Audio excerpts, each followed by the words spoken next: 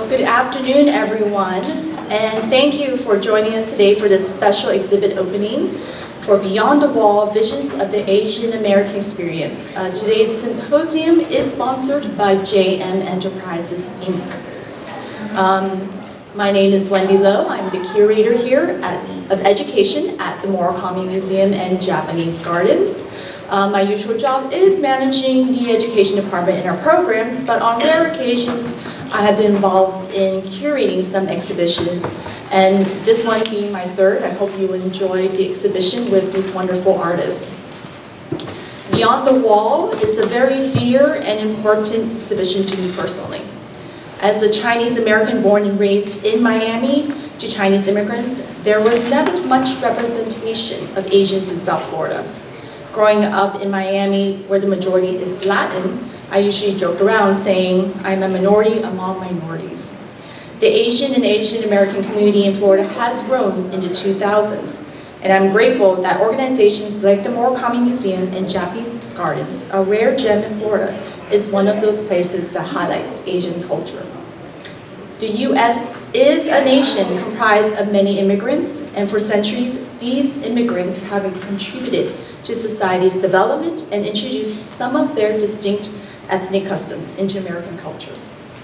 Asian immigrants and subsequent generations born into the U.S. have played an integral role in building this nation in all facets of life.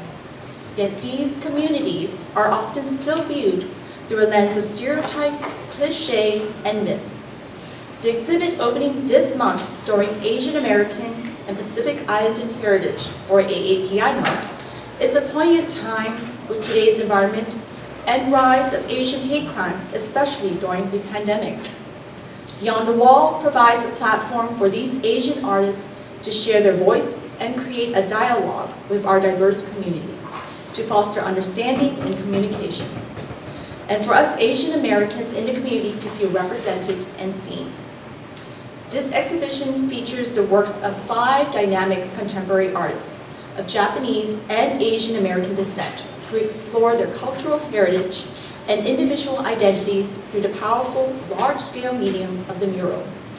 In Beyond the Wall, the term mural is creatively interpreted in an unconventional way, going beyond the traditional sense in which they are painted on walls. We are excited to see how they creatively interpret their art and express them in these unconventional murals, hence the exhibition named Beyond the Wall.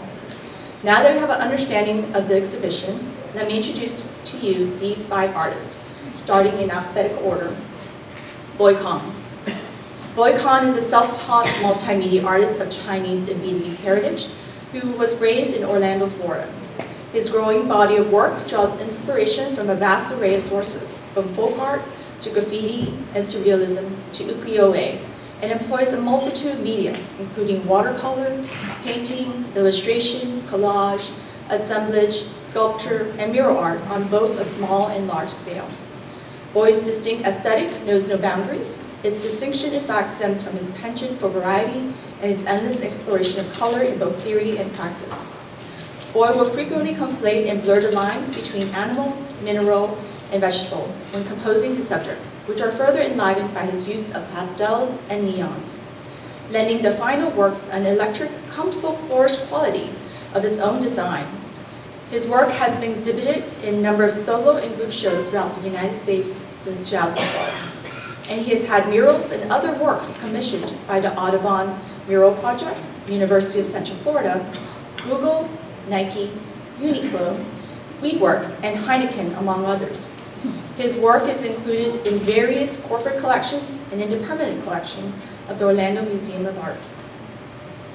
In Boy Kong's triptych, 3 Tigers, he explores a recurring motif in his distinctive and diverse practice.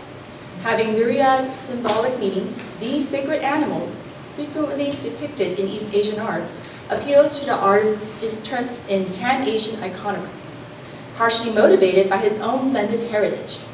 They also serve another purpose in Kong's art, serving as avatars of himself and signifying the strength of a young Asian American artist. It is noteworthy that this is the year of the tiger. In Asian culture, the tiger is symbolic of strength, bravery, intelligence, ferocity, and a protector, but they are also beautiful, noble, and regal creatures. In Boy's uniquely eclectic manner, the top 3 tigers are painted in 3 distinct artistic styles and on unusual medium, the bamboo mat. Here we see different facets of the tiger, from its serene and vulnerable nature in the sleeping tiger. In the second painting, like a guardian statue found in sacred sites, the regal tiger sits surrounded by friendly birds, unperturbed by this large cat, who by nature is usually their predator. The third tiger on the energy ball emanates a spiritual and calm softness, not only in its brushstrokes, but in its contemplative nature. And true to Boy Kong's playful nature, if you look closely on the shoulders of the sitting tiger, you can see how Boy cleverly drew the face of Guan Yin, the goddess of mercy, compassion, kindness, as one of the heads of the birds. Guan Yin is also known as Kanon in Japanese and by different names in Asia. Perched on the tiger's shoulders, is she whispering her teachings of compassion and kindness? Our second artist, Casey Kawaguchi, is a Japanese-American artist born and raised in Utah and currently based in Denver, Colorado. Kawaguchi's creative expression was born in graffiti, where his dedication to precision met the chaos of the spray can. On a lifelong pursuit of mastery, Kawaguchi's artistic practice revolves around a recurring character that reflects his identity as an Asian American artist while representing the power of the creative that he feels resides within each of us. Drawn from his earliest inspirations of comic books, illustration, and his Japanese heritage, his work conveys a simplicity and balance where the contemporary meets tradition in a powerful display.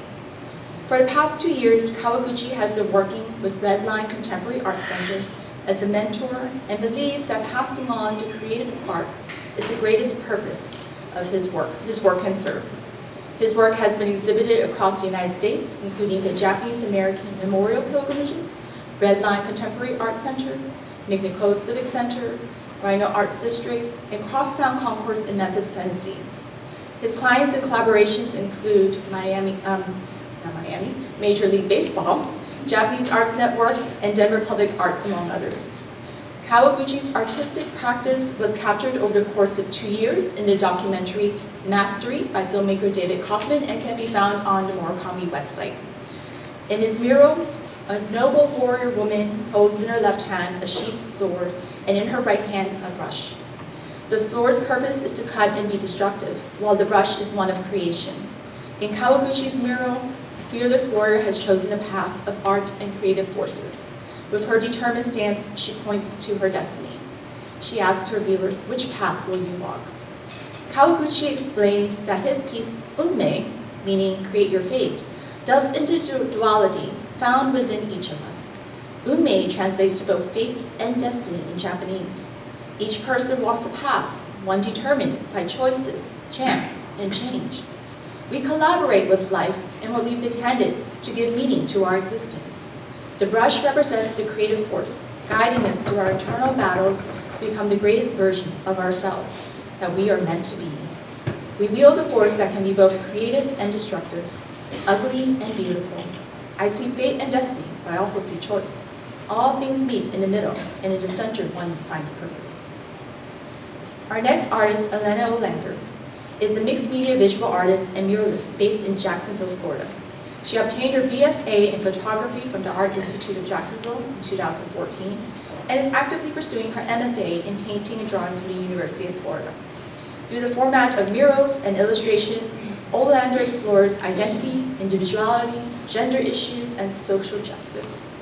She utilizes a contrived scenario, characterization of her own likeness, intentional use of symbolism, and the psychology of color to build her vernacular.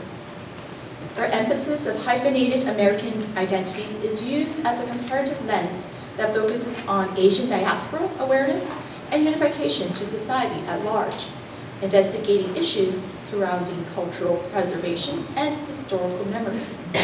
She has been featured in publications and her work in various solo and group exhibitions. Her mural work is featured throughout Florida. Elena Øhlander's piece is inspired by the famous woodblock printer Hokusai and his print Peonies and Butterflies. Here, Øhlander titled her work The Butterfly, the Flower, and the Spider. Chocho to hana to kumo. She explains that in Japan, the language of flowers, or hana kotoba, incorporates deep symbolism, particularly with peonies and chrysanthemums. The peony is seen as a symbol of bravery and good fortune. The chrysanthemum represents longevity, rejuvenation, and nobility. The butterfly also holds strong symbolism in Japanese culture. It can represent many things, including joy and transformation. More commonly, the butterfly is believed to be a carrier of the souls of the deceased. The female figure represents the spider, similar to the yokai, or strange apparitions known as jorogumo, a shape-shifting spider woman. She is depicted with butterflies, with the unknown risk of taking flight or landing, along with the struggles against the ever-changing winds. This work represents transformation in this journey through life. Although we can traverse the winds of change, we can also get in our way of our own potential and happiness. It is about letting go and overcoming growth and change. The figure of the spider woman smiles serenely as she's nestled in the vibrant colors of the peonies. Decorated with flowers, is she transforming herself into the beautiful blossoms, or is she camouflaging herself into unsuspecting butterflies, blissfully fluttering amongst the flowers? At the foreground, the colorful flowers and the spider woman pops out at the viewer atop of the gold leaf background, but also at the same time draws the viewer into the world. Like the butterfly, we are drawn to the beauty of the flowers, closer to the spider. As we get closer to the painting, we see snippets of Japanese newspaper and magazine articles. Are these whispers of daily living reminding us our journey through life? Our fourth artist, Hiromi Moneyhun, was born and raised in Kyoto, Japan, and moved to Jacksonville, Florida in 2004. Moneyhun began drawing at a young age, and with no formal training, developed a unique artistic style, voice that combines traditional Japanese art forms such as kirigami, paper cutting, with a hyper-modernity that's become synonymous with Japan's contemporary urban aesthetic movements. Moneyhun's three-dimensional cut paper creations emerged to a painstakingly detailed and multi-step process. These sculptural forms are alive with a sense of movement and infused with the artist's light-hearted humor. Her pieces invite the viewer in. Indeed, one feels compelled to reach out and touch the images. She has been featured in various publications and was the subject of one episode of a syndicated Japanese television show. Moneyhun's work has been exhibited in numerous group and solo shows in New York City, London, and throughout Florida. In 2014, her work was chosen by the Crystal Bridges Museum of Art to be included in the groundbreaking show, State of the Art, Discovering Art Now. Moneyhun has been a good friend of the Murakami. In 2016, she exhibited her solo show, Shadows of the Floating World, paper cuts by Hiromi Moneyhun. We are delighted to have her exhibit again at the Murakami. She will also be holding a guest artist workshop on September 10th on paper cutting and creating a Florida-style Kyo Uchiwa fan. In Moneyhun's work titled Immersion, the overall image of it is of a Japanese sento, or public bath, with multiple ofuro, or baths. The sento is a traditional symbol of Japanese life. Moneyhun explains that being in the sento necessitates an obvious and literal sense of exposure to strangers, which is parallel to the way she felt when she came to the US, exposed. There was also the sense of confusion about this new and strange culture she was entering. What am I looking at? Which way do I go? In her mural, the woman entering the bath is confronted with the familiar territory of a sento, but she must decide which ofuro to use. Is there one especially for me, or are they all available? Moneyhun describes a visit to the sento as an immersive experience, as is immigrating to and living in a foreign country. The immigrant faces a multitude of options upon entering the new and familiar culture, and must decide for herself which way to go, only to discover that in some cases, not all options are available to the newcomer. Where do I fit in America? In this piece, we see the back of the bare woman standing faced with decisions. Her hair coiffed in a traditional Japanese hairstyle, intricately cut in Moneyhun's signature paper cutting technique. One small pop of red stands out from the kanzashi adornment in her hair. Down to her bare essence, the hairstyle reminds the viewer that her core identity is Japanese. As she immerses herself in one bath or more, she absorbs the water into her skin. Does this immersive experience suddenly change the person over time? Our last artist, Juuri, is a Tokyo-born Japanese-American artist currently working from Oklahoma City.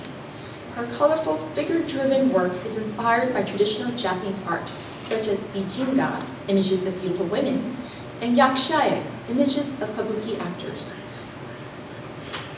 and interpreted through the stylistic lens of modern fashion photography. The Japanese history, folklore, or kabuki theater are also recurring themes in an artist's murals and other visual art. She has been featured in numerous publications, and her mural and art can be seen all over the U.S., as well as overseas. Her clients include hospitality, urban renewal initiatives, and high-caliber international collectors. In Juuri's painting, she depicts the famous kabuki play, Narukami, in her iconic style representing old themes through a modern lens. She explains this piece, titled Shime, means tighten or cut off. In the play, a large shime rope is cut in order to free the dragon rain god and save Japan from a drought. The word shime is also used in the word for deadline, shimekiri. Juuri explains that this piece represents a tightening in her mind. As I feel the shimekiri for my return back to Japan, will I ever return home to live in Japan? Or is the possibility of my happy return past the deadline due to the firm establishment of my American life? Juuri's modern interpretation of kabuki actors and actresses captures the viewer with their beauty and vivid colors. Like the kabuki actors on stage, her characters are either staring off into the distance or entrances you with their gaze locked on you. Blooming sensual flowers and golden flames envelopes the characters, depicting the desires that Narukami has for the beautiful princess Taema, who is sent on a mission to seduce and trick Narukami in order to free the dragon god for the good of the land. A transparent rope weaves between the characters, binding their inevitable destiny they will play. Juuri's mural tells the story of the personal struggles and obstacles that the characters, and in a way, us as individuals, must navigate and overcome in this life. And for today's esteemed moderator, we have Dr. Mitzi Carter. She holds a BA in Cultural Anthropology from Duke University, an MA and PhD in Anthropology from University of California, Berkeley. She is a cultural anthropologist and instructor of anthropology, East Asian Studies, and the African and Africa Diaspora Program at Florida International University in Miami, as well as the interim director of the Global Indigenous Forum. Her research interests stems from her heritage and stories from her Okinawan mother and Black American father living in Okinawa. Because life situated within Okinawan partial sovereignty is always affected by the rubric of national security, her long-term ethnographic research centers on the people most vulnerable to the discursive claims of security talk: women, children, mixed-race Okinawans, military personnel of color, and economically insecure U.S. military personnel. Her other interests and courses she has taught include world ethnographies, introduction to Asian studies, introduction to anthropology, introduction to race and ethnicity, and other courses. What a privilege to have Dr. Carter to moderate this symposium, but also as an advocate for Asian Americans in the community, not only through her research, but through her own heritage. And now that I've introduced all the artists and their works and the moderator, please give us a few minutes as we transition to stage for the panel discussion. Thank you.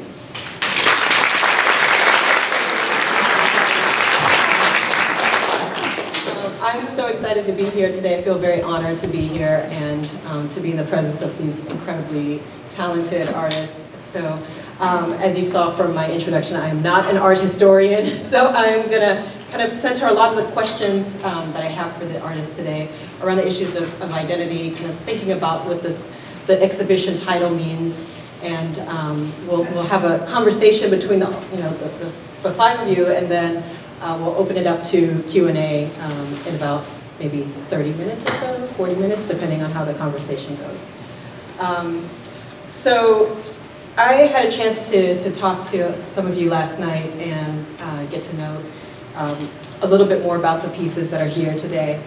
And so I want to start with a question about the kind of the form of mural painting. As muralists and graffiti artists, you know, that kind of work is so public, and the format is so large, right? And so you can't really miss it. And so it seems like this is a really wonderful chance for the work to be provocative, or for a chance for you to really put up an image that will get people to think in a kind of emotional way or intellectually about a piece.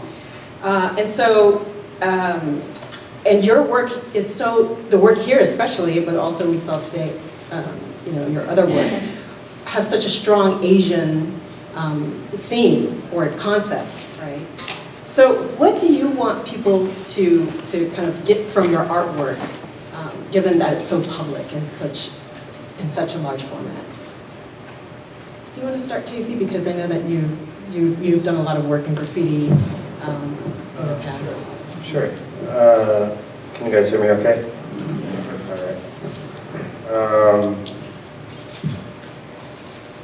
I think I've learned over years of painting in public space, and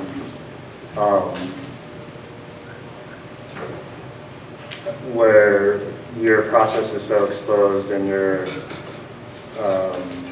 I feel like a big part of the process of creating artwork is for it to, your inspiration that you have for you to create this piece of work, and then when that goes back into the inspiration of others and kind of lives its full life or its full purpose, to be a channel for that inspiration to you know, go back into the collective consciousness, I guess, or something like that. But I feel like it's important. I've learned that I feel it's important with what I do, and understanding working in a public space, that for people who are going to be viewing that work and be inspired by it is important, the representation culturally, but also for them to see the artist that maybe being another Asian American looks like them, you know, and to see them represented on the wall and in their neighborhood and in the country, you know. And I feel like the story that is very personal to me that I am discovering on this journey is discovery. It's that like we are all on that sort of path, being Asian Americans, and our situation and our experience in our life now, as opposed to generations past, and it is the Asian American experience, you know, and we're always searching for what that means, sort of thing. So I feel like it gives some sort of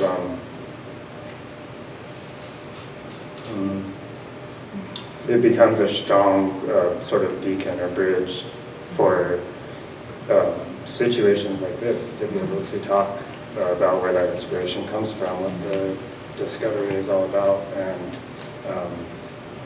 in a way, it's for me that inspiration going back into shared with others, but also for me personally, it's informing my understanding of who I am and what it means to be Asian American. So it seems it's just as much like something for my own understanding, but the very fulfilling and intentional, and the reason I started doing artwork or why I do artwork, it becomes something that's just, I'm understanding is the same thing for others, for other Asian Americans and people that are drawn to my work.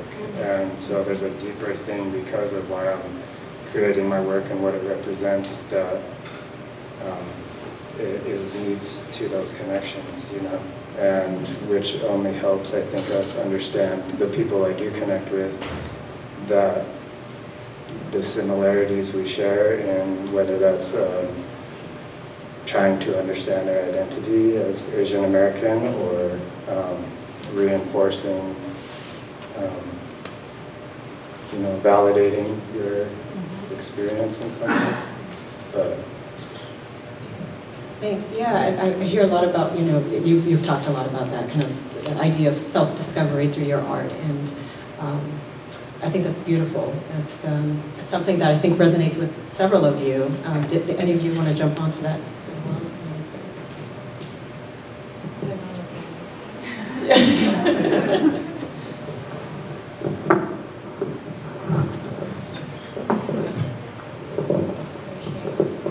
Yeah, I think that I really like murals because it's so public, but it's also extremely personal. It's strangely a paradox of both, because it's public in that anybody can see it, like anybody walking by, whether they are rich or poor, or they like art or they don't like art, but it also affords you the opportunity to speak personally with people when they come up to you. So it's public and personal, which is like what I really like about it. And lots of people like to ask about it because they don't know much about the Asian culture sometimes. So.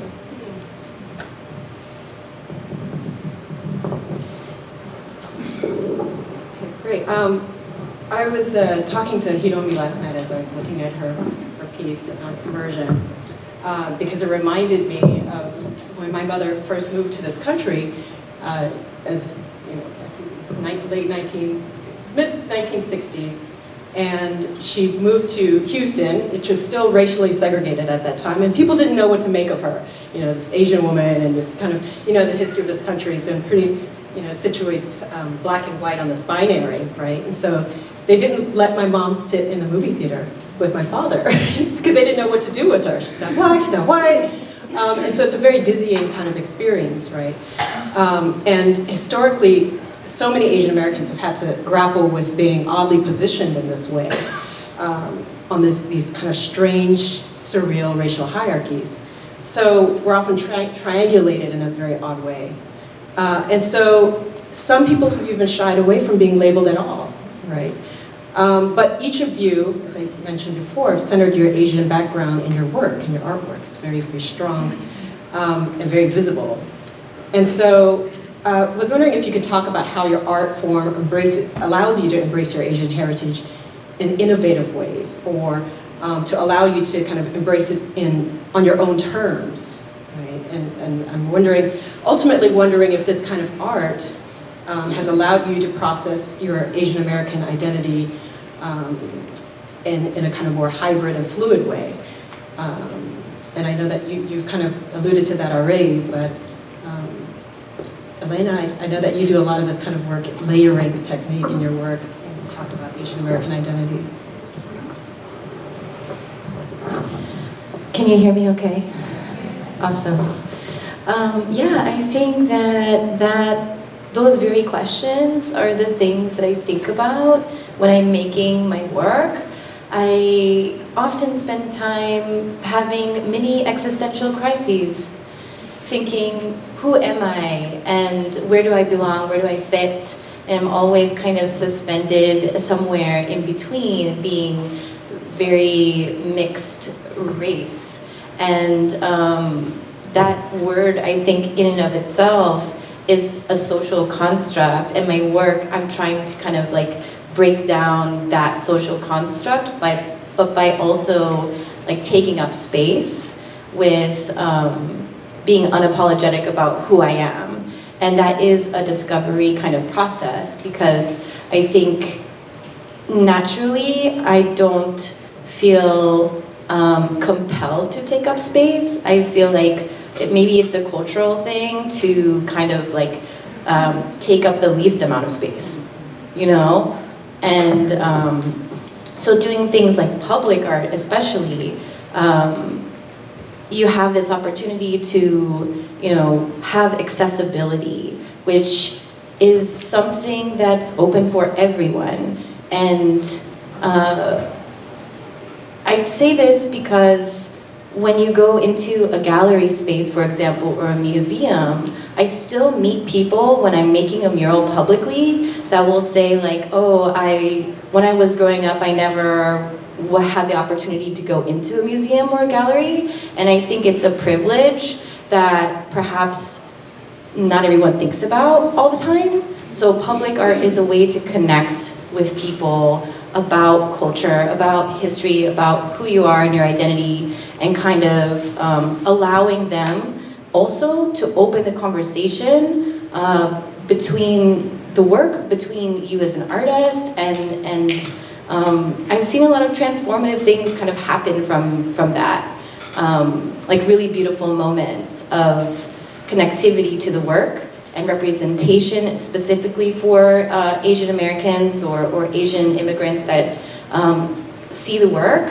They would come up and say things like, wow, you know, my family immigrated here and they've been here for 40 years and this mural in this neighborhood means so much to us because we feel included. And that's so invaluable, you know? But that's kind of where I'm at with my work, yeah. Hiromi, did you want to add to that? Because I know we had a little bit of that conversation last night at the opening exhibit about coming to the United States and feeling like, how do I fit in? And I think your piece actually speaks to that as well. So my general medium is paper cut, and that's different from Japanese traditional art form. And my work, I really don't have like a message because I'm Japanese, because I'm Asian. But for this particular piece is about Japanese being U.S. and so I don't do public art like only twice, and you know I really didn't have moment like Elena experienced or you know other mural artists. So hopefully from this show, new conversation or new I want to start from this exhibition, like you know, I want to hear people's story, you know, what taken from my work. I noticed that all of you, or many of you, actually all of you, are really take a lot of inspiration from very traditional art forms. Your work, you know, looks at a lot of folktale iconography, right, and samurai or kabuki themes, right, floating worlds, and so but there's also a playfulness where you're really pushing that tradition to a kind of really surreal, sometimes modern dimension. And so can you talk a little bit about the way that your identity as kind of diasporic and mobile artist has influenced your take on these traditional forms? I don't know if anyone want to take that up. Juuri, I'm looking at you and Casey in particular for that.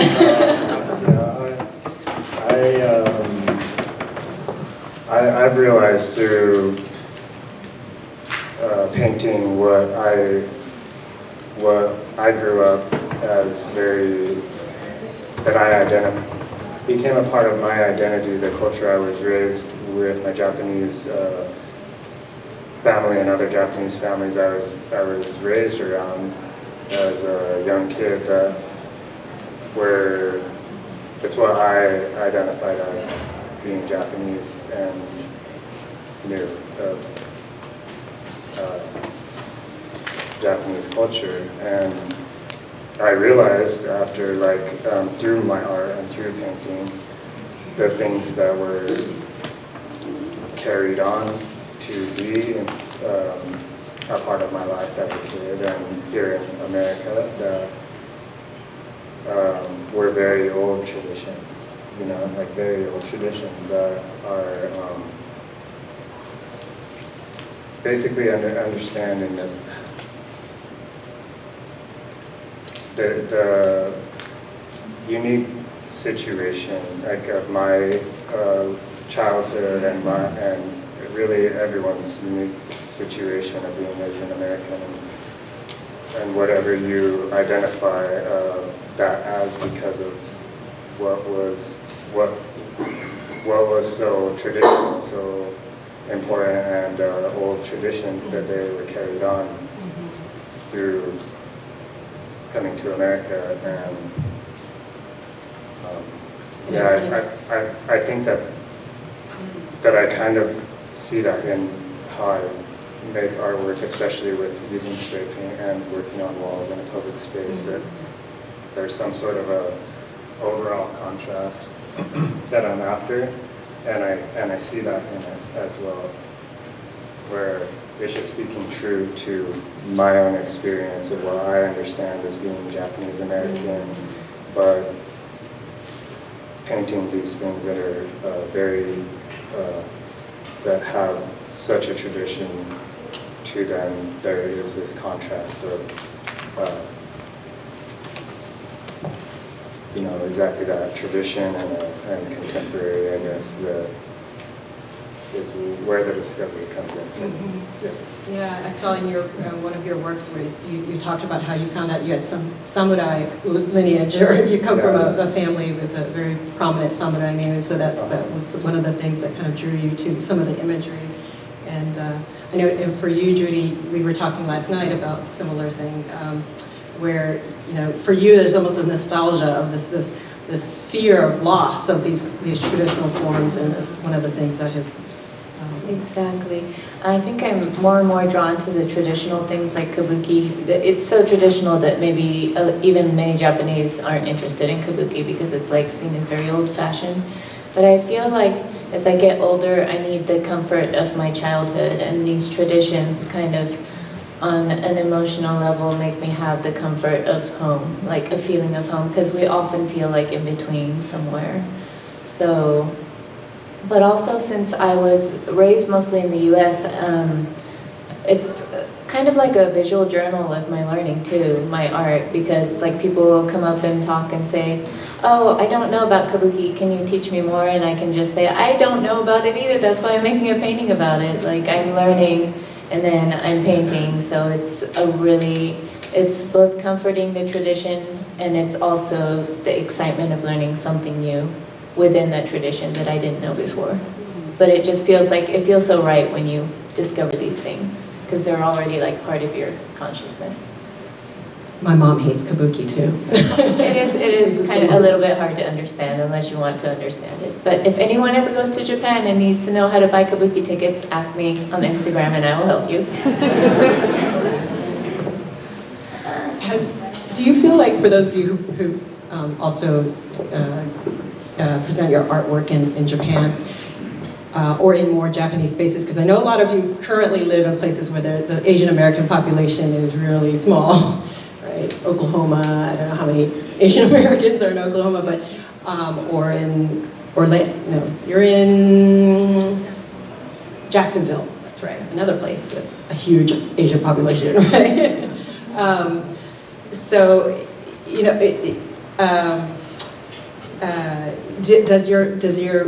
is your work read differently in more Japanese spaces? I know Hiromi and I know Juuri, you're going back next week, and Hiromi, you probably go back and forth quite a bit. Not often, but... What's that? Not often? Okay. I don't know, were you and Elena? Yeah.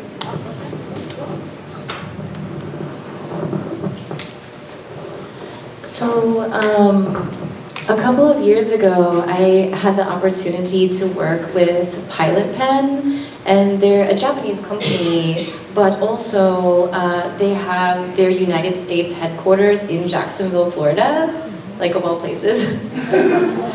Pilot Pen. So they were coming out with new, what are they called? Like art materials. So typically they're focused on like calligraphy and things of that nature, but they came out with a limited edition of these things. And they said, here, we'll hand them to you, and they gave me a lot of sumie, which is like ink, and what I started to realize is that I can utilize these materials in a way that lends itself to something that is culturally traditional, but I also have to teach myself those things because I'm not Japanese. So my daughter is half Japanese, and I've been able to connect with her in teaching about her heritage, but I learn alongside with her. So like in that case with Pilot Pen, I was inspired by how they name the color of the Sumi ink. So instead of just being red, it would be like a certain leaf during the fall, or like, so I would utilize those titles of those colors to inspire the work to have those red leaves in the background, but still talk about identity in a way that lends itself to my work.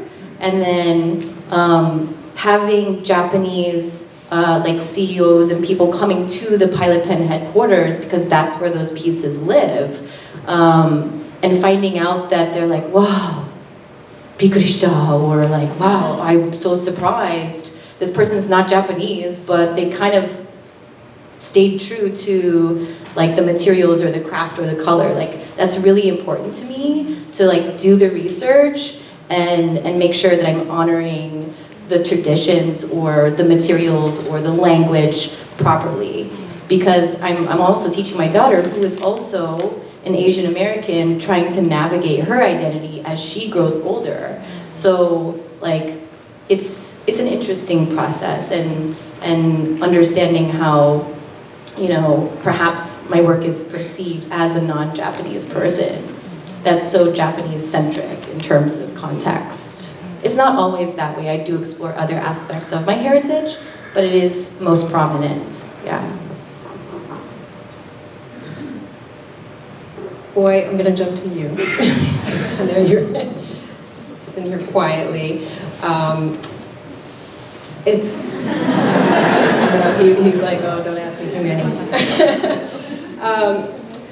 I think that I was reading your panel next to your picture, your artwork in the exhibit room, and I love the way that you talk about your name. And boy, is really interesting for me. I know you embrace it as a special term of endearment, right? It's a term it's a name, moniker from your mom that she used to call you boy all the time, right? But I know for many Asian and Black communities, that term is laden with a lot of painful history because of the way that, you know, it's been used to infantilize and hail us in such demeaning ways, right? But you've reclaimed that in a beautiful, intimate way. So I was wondering if you could talk a little bit about your naming practice and your artwork and claiming your own space through art. Well, I think when I started art, it was like early on, but I just saw the artists. They had their own, you know, artist name or signature. So I was like, man, I need to think of something.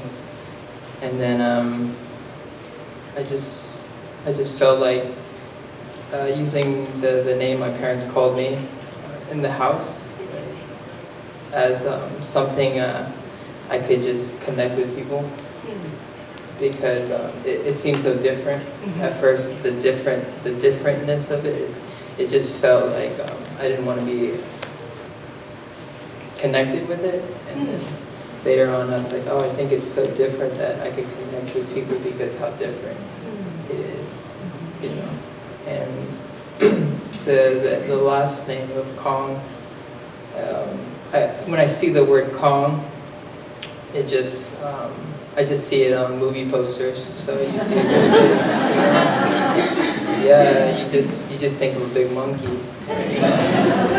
And it's like powerful when you see on the poster. You don't have to see the monkey, you just see. So I just feel like for branding reasons, I think like the K, the O, and G, it's like somebody stepping on you and you see it, you know? So I just felt like if anybody's seen it, they'll just remember it. You don't have to write it down on your phone, you know? So I think that's why I chose those, and how the letters look, but boy was a part of my own family history of them calling me boy, and I just felt, that's like everybody around me, that's a weird name compared to what they would call me, but the Kong part is just more of just aesthetics and stuff. I was curious about that. Yeah. So the name of this exhibition is Beyond the Wall, and I know that all of you kind of took the assignment in different ways. So I want you I was just wondering if maybe we can go down and talk about your works that you chose to do for this particular show, and why. You want to start? Like why we did the pieces we did? For this particular show. At first I wanted to do, I wanted to come here, but I came here early to scope out the garden, because I wanted to either bring the garden into the gallery, you know, but I was taking photos, but I just felt like, just enjoying the gallery, the garden would be better than just doing research, so I just did that. But yeah, for this one I did 3 tigers, and they all have like a nice subtle feel to them, so I just wanted people to take away from the pieces, like resting. The first one I picked the resting tiger, so I just wanted people to rest sometimes and feel like you could just give yourself that treat. And the middle one would be like sitting tiger, so I just have him in a sitting position and all these birds landing on his head, and he could just like slap him in the face, but he just sits there having buzz all over them, so then I just have the tiger just sitting there, just minding his own business, and all the birds just, but then I put another bird, like a goddess, passion Guanyin, so I was like, oh, maybe the birds are just like you, just sitting there, and then maybe all these insights flying onto you, whispering things in the ears, but maybe there's that one idea that might be the one that you listen to, and you follow that one. But there could be many other ones that come, but when you're just sitting, so you don't have to be entertained by anything else. And then I have the tiger on the energy ball. We started getting the Tai Chi like last year, so the energy that you could kind of feel and create, so you could kind of feel your own energy. So I wanted the tiger to just be standing on his own field as a board. So it kind of shows you like how he's really feeling internally, but you could kind of see like 2 portraits of the tiger, like the tiger itself and the ball of his own feeling emotionally. So it's just like, it's like a double portrait, so. And they're kind of they're representing you almost, right? Oh yeah, we want anybody to embody any of those, because we could get to that state, but it's just like a good reminder, so you can kind of like visit each one, and then, oh, maybe I could give myself some rest, or maybe I could just sit before I make a decision, or maybe I could just feel my own energy and see how I really feel. So it's just like little flashcards almost. But I feel like art is a big banner, like a big poster, so you got to be careful what you kind of project in a bigger form, because we're not advertising toothpaste or anything, so we're not putting, Colgate on so we're like, oh, what do you want to project to people? What do you want to show people? What kind of message you want to blast out there? So I'm like, I feel like these 3 messages might be good to show. So I feel like if I were to choose, I would, put the card of rest down so people could, know that's something to remind themselves.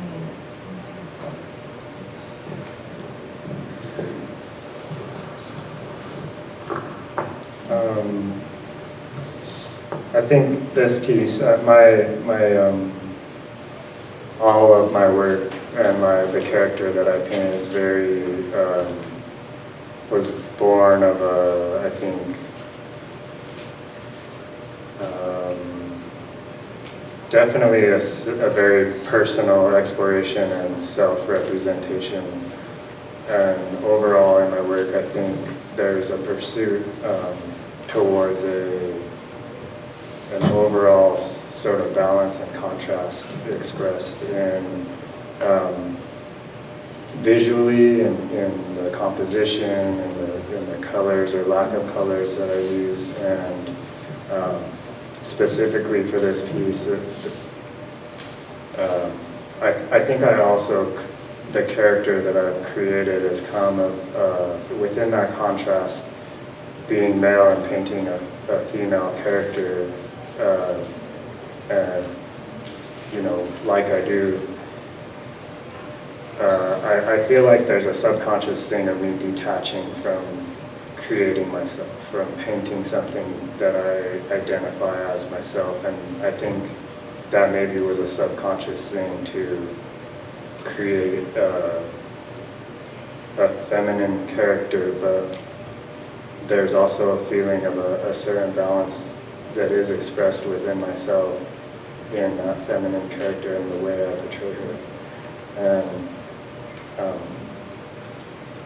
so the balance is represented there, but in this piece specifically, the composition and how I painted it is kind of split into the 3 panels, with the character in the middle and the sword on one panel and the brush that she's holding on another panel, representing that balance to me. And it can be seen as like in a simple way of destruction and creativity. But I think it's also representing that it's both. It's trying to get across the moment of that transformation. And for me, that's in the process of making art, in the moment of making a mark, and what is happening internally that's like a meditation, you know, in the act of making a mark, and like a pen, a point of a pen, you know, on a focused point, that it's focusing your attention to the present moment. And so for me, it's a meditative practice, and I think is it's representing a part of my practice that I see in the sword and the brush being my own experience of making art, and the battle I experience internally in that present, in the moment that I'm trying to, the meditative state I'm trying to remain in making art, of this space of almost getting myself out of the way for these things to come through me. And I think the overall practice for me is being able to take this energy that is, you know, sometimes anxiety, self-doubt, fear, all these different things, and where it becomes an empowering practice for me, and is because I see it almost like alchemy or something, of being able to use that practice to channel this energy that is destructive, and through the act of making that mark and through that meditation, you transform the meaning of that energy, and it becomes a gift. You know, it's transforming something from destructive to positive, from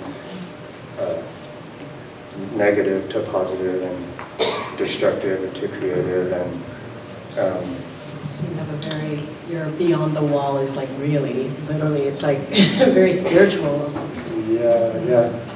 And I think it's being able to understand that. That's the journey for me, is to understand this thread I'm following, Right. to be able to share it. You know, I think. Would you like to contribute? What was the question?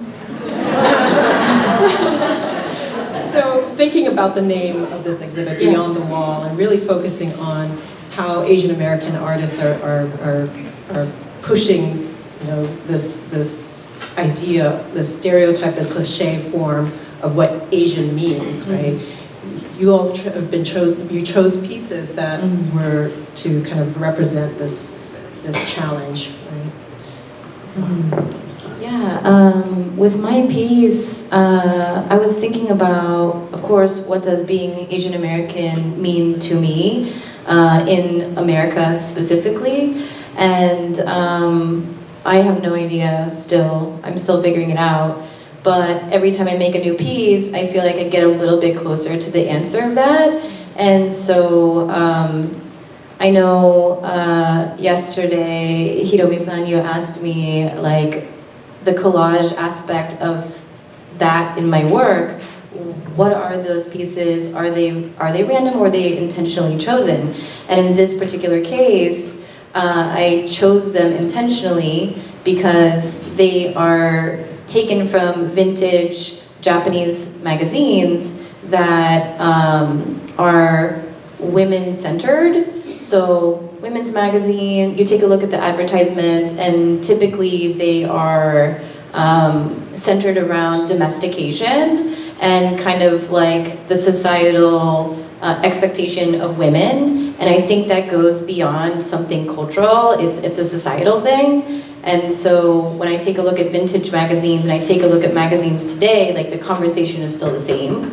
And then if you look at other aspects of that piece, there's kind of this like webbing looking stuff happening between the collage and the gold leafing. And that's meant to kind of be like kintsugi. So kintsugi is a Japanese form of repairing pottery, where they fill the cracks with gold to kind of make the piece whole again. And I feel like that metaphor for something becoming more beautiful for what it's been through is a theme I continue to explore in my work because of my own personal journey through life, through trauma, through all the things that inform who I am today.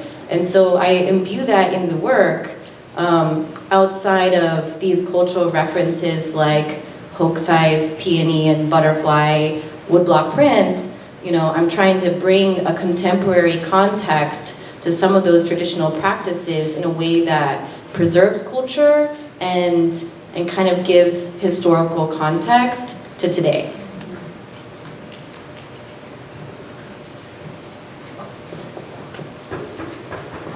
My piece for this show, it was just challenging from beginning to the end, because normally I make my art just my personal interest and just my personal, just everything personal.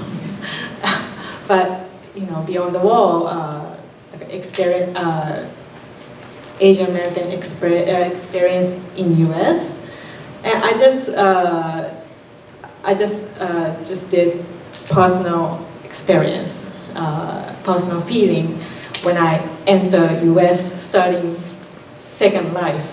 And I realized during creating that piece, this could be everybody's feeling, everybody's experience. It doesn't have to be moved to different country, but just start new job or going another city, or just apply to, I think, many things. So I'm very happy the result, and yes.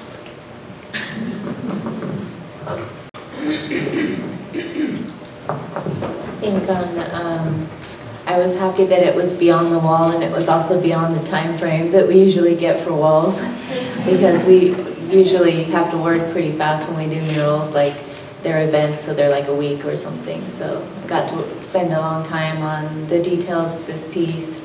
And I picked, obviously it's a kabuki play, it's called Narukami, it's one of the most famous plays. And I picked that piece because it's a very iconic kabuki play, but it's also, even though it's hundreds of years old story from ancient Japan, the themes are like something that would be on a new Netflix drama, because it's like betrayal and like jealousy and seduction and all this stuff. So I thought it was very relevant to now also, even though it's such an ancient theme. And the other thing I like about that story is that you can't tell who's good or who's bad in that story. Like, it's hard to see if the princess is the good guy or the priest, Narukami, is the bad guy. They kind of switch, and it switches. She's stronger than him, he's stronger than her.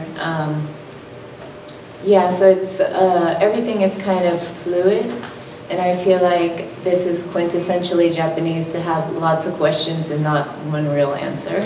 So I feel like that sums up a lot of Japanese things for me. So.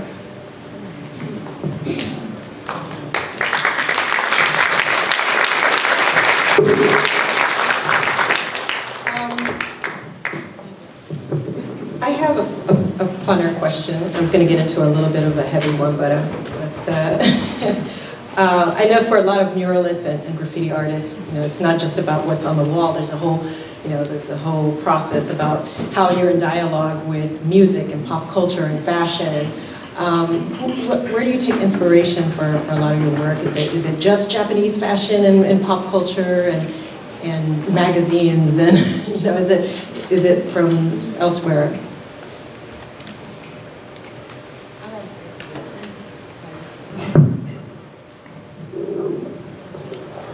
I really, my work is a lot inspired by fashion photography, so I like so many seemingly opposing things, like very traditional Japanese art forms, and then fashion photography and things like that, and music videos. But I think most artists, we're all inspired by everything. I think travel inspires me a lot. We try to travel a lot. Cities inspire me, even like shopping inspires me, or like retail design, interior design, yeah, any of those things. I feel like every time I travel somewhere, I get a little new slice of my brain. It's new colors and new patterns and new ideas. I think it's cheesy to say there's inspiration everywhere, but there is.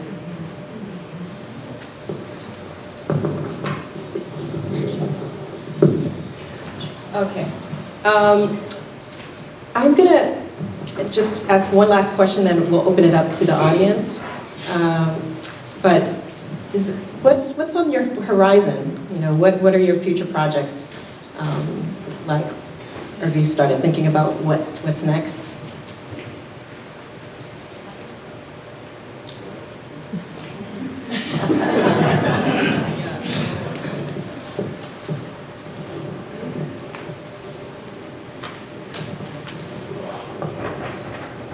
Yeah, what I was telling the interview yesterday, I think I had the same question.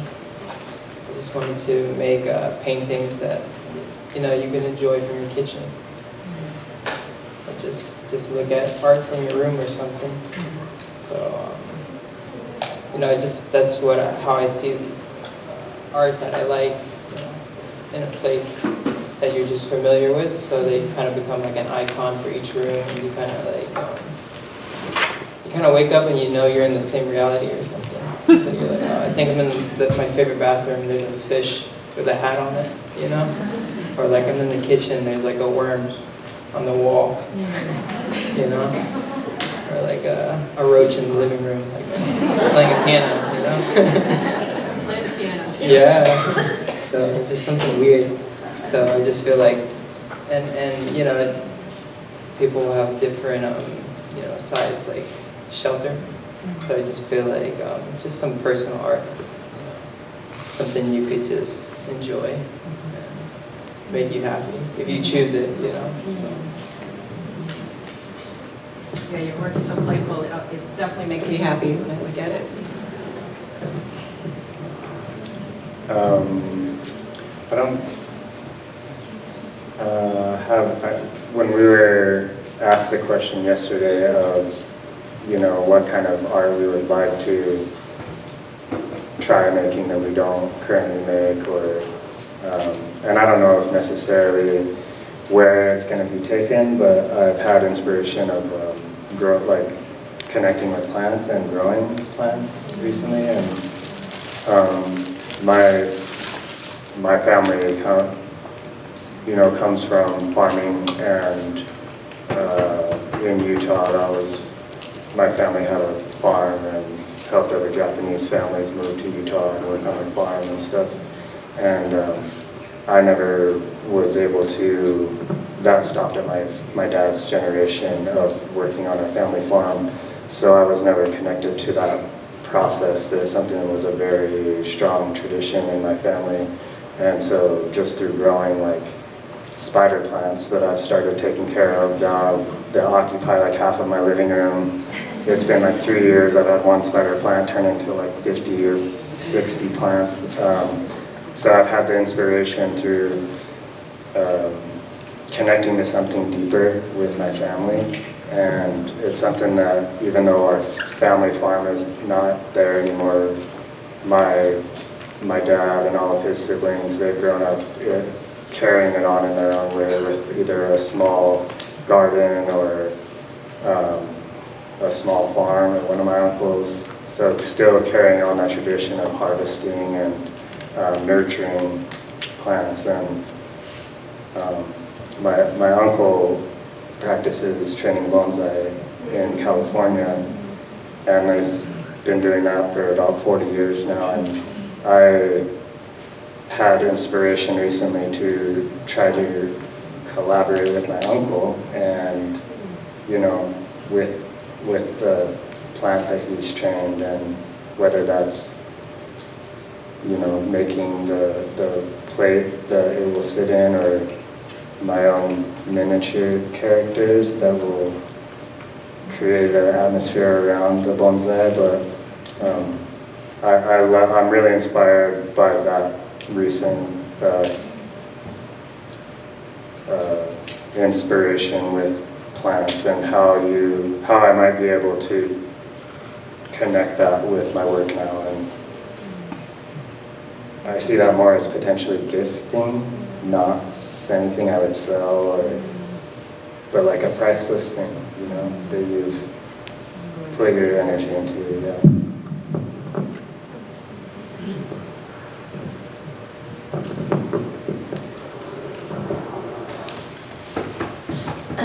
In thinking ahead, I kind of feel a little anxiety, like, we only have so much time in this life to say all that we want to say, or make all that we want to do, or read the books we want to read. And so, I try not to psych myself out that I'm not going to be able to do it all. But I'm going to try. And so I really am interested in kind of breaking down, much like DNA tests, my own personal heritage, and then kind of branching off into different aspects of that. So later this year, I plan on having a solo exhibition based around my Norwegian heritage. So my mother's from Norway, and she is from Trondheim. And in that area, all throughout Norway, there are traditional garb that is worn for special occasions, or like National Independence Day, which is May 17th. It's coming up. I want to kind of focus on the embroidery aspect, because those traditional clothing or attire, they're handmade, and they've been handmade for such a long time. And that I think stems across all cultures. There's a lot of artists and crafts and things that very much interest me. And so the newest work coming up will incorporate actual embroidery into the canvas, rather than replicating the designs through drawing or painting, because I think I will learn a lot and prick my finger probably many times. So I'm really excited about that new work.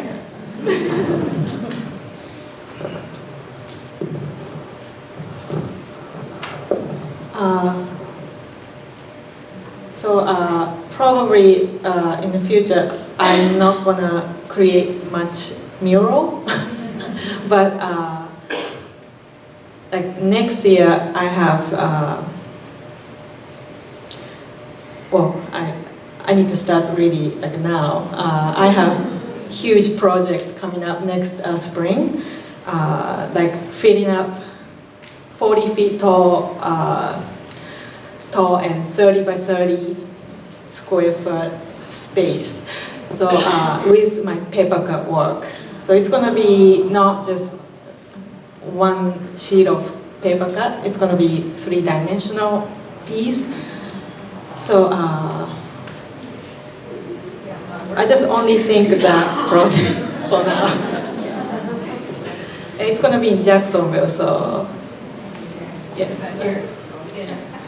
In Jacksonville, yes, museum. So.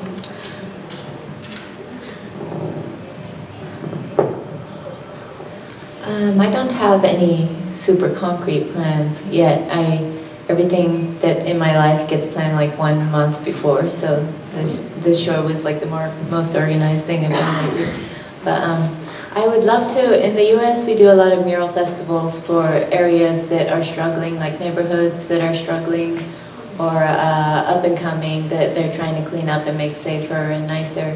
I'd really like to do this in Japan with areas affected by natural disasters. And I know there's some groups that are already doing that in Japan, but since I enjoy doing it so much in the US, I would love to take it to Japan. And it would be beyond these walls, all the way to Japan's walls. That's really my goal, kind of the goal for my life. That's really amazing. That's really cool. Yeah, let's open the floor for questions from the audience. We have about 10 minutes for that. Any questions from the audience? Just raise your hand. We will bring the mic over to you. Oh, I'll go over there, and then I'll head over there. Thank you. I'd like to ask Boy, why did you choose the tatami mats to paint on? The bamboo mat.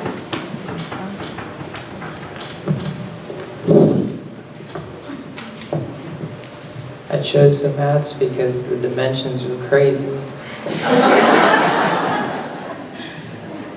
It was like 9 foot tall by, what, 20 feet wide or something? 15 feet wide? I was like, what kind of car is that?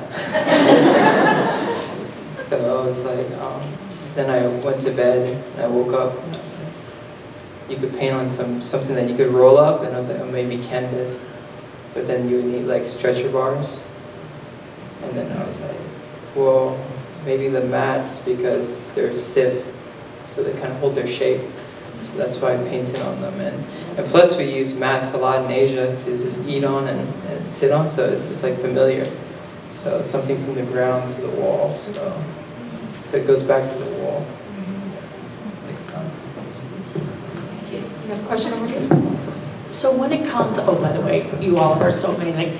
When it comes to your mural work, and you're given a blank canvas, where does it come from, what you put on that canvas? Is it something that is, an idea that is given to you?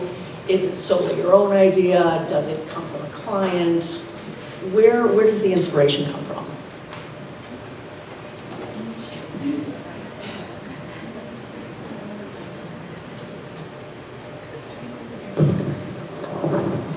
I think that's a really good question. Casey and I were actually kind of talking about that topic just before we came in here during lunch. And I think for me, a lot of times, it really just depends on the situation. So in some cases, I'm commissioned specifically to make a piece that might be inspired by something or have one little bit of a theme that I can run with. And I think that seems to work best. And I honestly have a lot of fun doing my public work, big mural size works, mostly because one, they're public, and two, my studio work is usually very conceptual, very serious, very like heavy content. You know, outside of cultural preservation, I have a body of work that's centered around social justice, especially during the pandemic with anti-Asian sentiment. So sometimes the work is just so heavy that I want to have fun. And I think that public work can be really fun and inspiring, especially for kids. So I have a lot of like fans that are children, and I don't take that lightly. I think that it's an opportunity to inspire them that you can be an artist in your life and like make a living and have fun doing it. It's still very hard work, but I think there's been a stigma around that kind of artist is more of something you do as a hobby or like a side thing, but actually it is something that you can make a sustainable living from. Yeah. I don't know if I answered your question all the way. Okay, great. We have a question over here. Hi, it was beautiful, all of your paintings and your murals. I wanted to ask you about food. Is there any kind of cuisine or like nostalgic food from Japan or whichever Asian country that you would like to incorporate in one of your paintings or one of your art? Because you're going to see it and you're going to be like, oh, I want to eat that.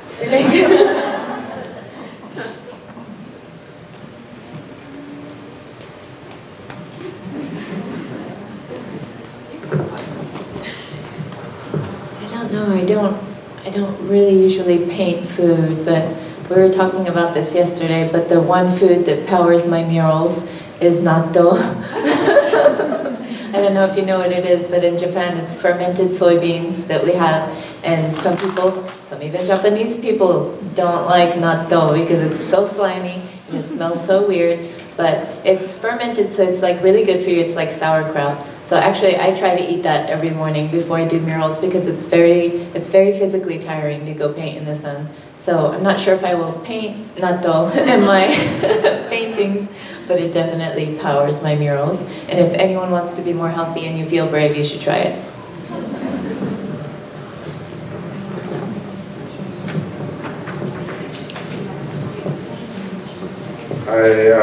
I normally don't paint food.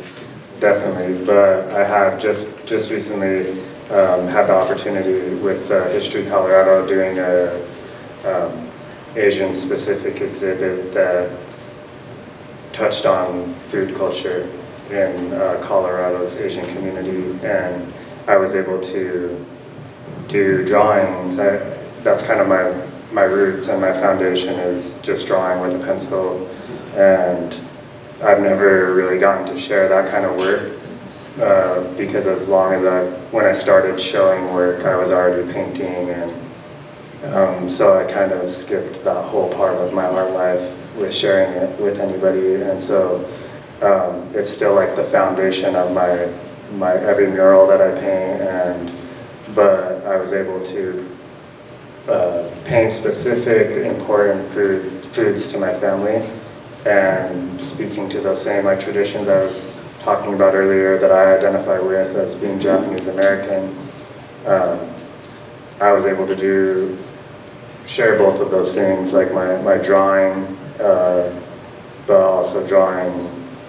I drew zoni that we make on New Year's, and both New Year's traditions, zoni and chicken okuwa, which is like a simple chicken rice dish that is a big part of my family traditions on New Year's. So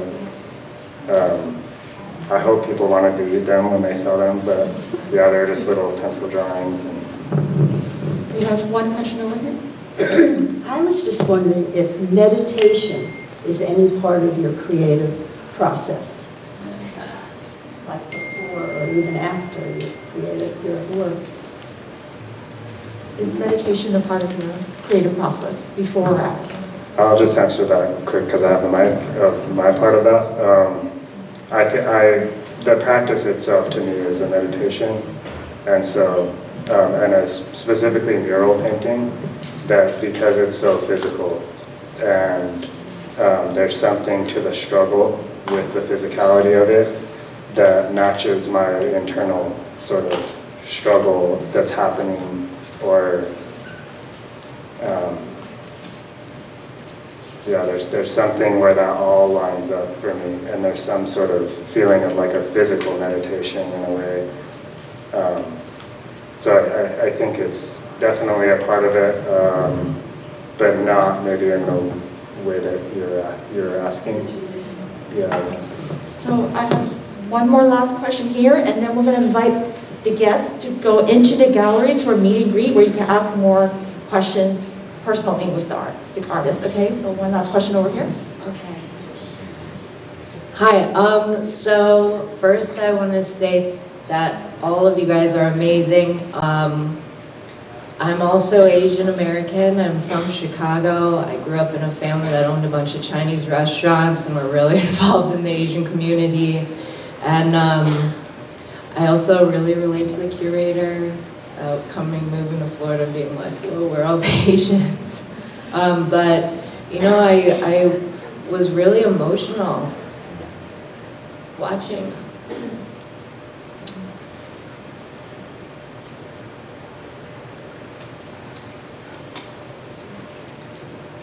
You guys up there, because I think, you know,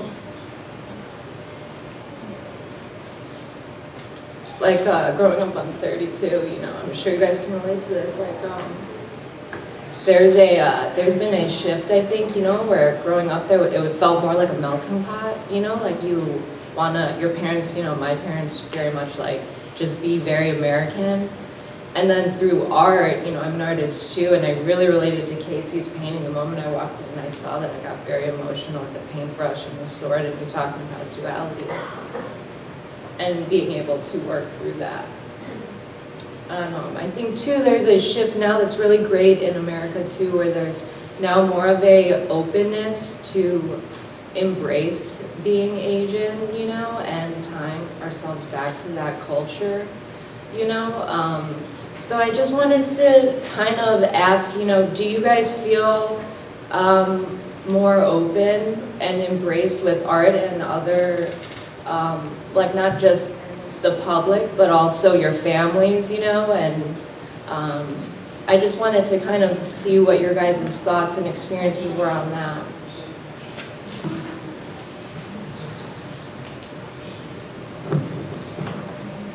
I think I have maybe a certain type of experience because of how I was raised, being Asian American, and that was, you know, surrounded by my Japanese family and other Japanese families in the middle of Utah, you know, middle of northern Utah, very white Mormon community. But I didn't recognize that. I didn't understand that as a kid, and it was just the situation I was raised in, and these things weren't like pointed out to me, you know. And I think there's a part of that came from my family, you know, purposefully kind of protecting us from that trauma. But that also came from like their experience to make those decisions, to sort of, you know, not make those things obvious to us as kids. And so I felt a shift, I think, in my life from even my dad's experience in the same area in like Utah growing up,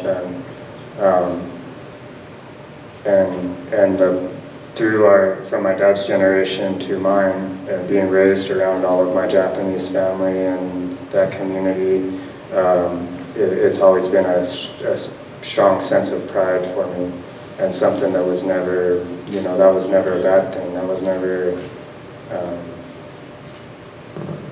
something that I had to consider as a bad thing. And so I feel like I have friends that had a different situation being raised, whether it was their mom marrying a military man and coming to the States, and where there was a little bit more of like assimilating or, you know, forgetting about those traditions and things like that. So they don't, their sense of identity maybe with being Japanese or is a little bit, there's a little bit difference, you know, of how we're raised, but I look back at that now, being the age that I am, and I'm grateful in a way for the experiences my dad had that led to the way he raised us, and you know, the pride that I carry because of that. And yeah, I would say in a simple answer, yes. I think I felt a change, and I think that's through just all of us, you know, like that we create that change in a way just through our own journey, you know. At least that's how I feel.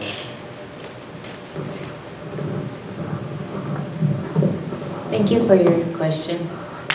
And I do think like the world is more ready to respond and to listen to like authentic Asian experiences and voices.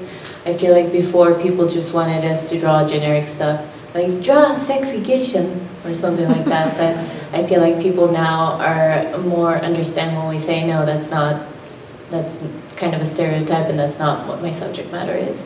So I think the more authentic you are to yourself about what you need to discover about yourself, you should put that into the world. And then people are really ready to see that. They need to hear from you.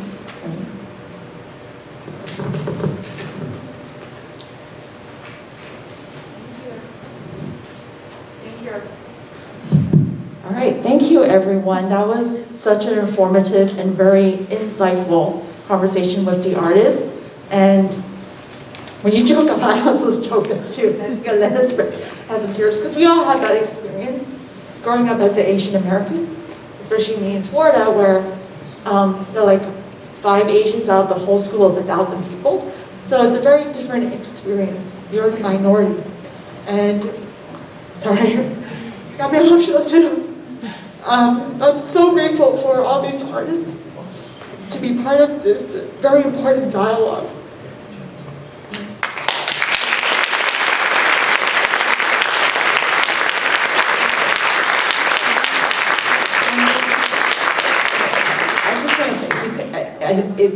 This is an emotional thing for a lot of us who don't see ourselves represented or our experiences represented, like you said, in authentic ways, in a myriad of ways, right? Because Asian Americans historically have been presented in such a one-dimensional fashion. And we're a pan-ethnic group. We all are very, very diverse. We speak different languages. And in this country, there's been, you know, and especially recently with all the anti-Asian hate crimes that have been on the rise, it's brought people together because we've experienced something in very similar ways, right? That kind of way of being hailed into a position that maybe we don't agree with or not, right? But there is something that has brought us together through a lot of pan-ethnic organizing, especially after the murder of Vincent Chin in the 80s to today, what's happening, right? And so there is something that we find in common with each other, but actually seeing all of this, the artwork that you do that comes from all of your own experiences, and this playfulness and this kind of toying with the traditional forms, it does evoke these very powerful, potent, you know, feelings. And so, I mean, I think it's great that we can feel emotional about it. And so it's a testament that we just need more and more spaces like Murakami to honor that. And so I'm very appreciative to Murakami for allowing us to have this and to be, for your wonderful ideas of putting this exhibit together, and all the people who worked on it. So thank you all.